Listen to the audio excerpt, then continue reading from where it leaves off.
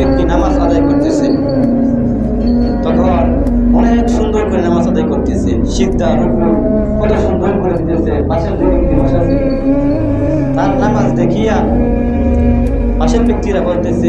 তার কত সুন্দর নামাজ, কত সুন্দর রুকু সিজদা। তখন যে যুবক নামাজ আদায় করতেছে সে বলতেছে এই মানুষ তো আমার সুনাম করতেছে, হ্যাঁ আমি যে সুন্দর করে নামাজ আদায় করতেছি, তারা বলাবলি করতেছে, কিন্তু আমি যে আজকে নকল করে রাখছি এটা তো তারা জানে না। সে কি করছে, হঠাৎ করে নামাজের মাঝখান থেকে সালাম ফিরে বলতেছে ভাই আমি শুধু নামাজে সুন্দর করে পড়তেছি না, আজকে বিপদ রাখছি। এগুলা যারা মানুষকে দেখানোর জন্য নামাজ পড়ে,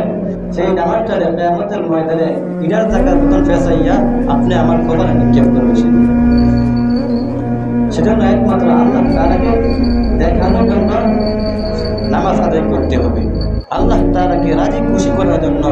সে রোজা রাখতে হবে, সে রিকাইতে হবে,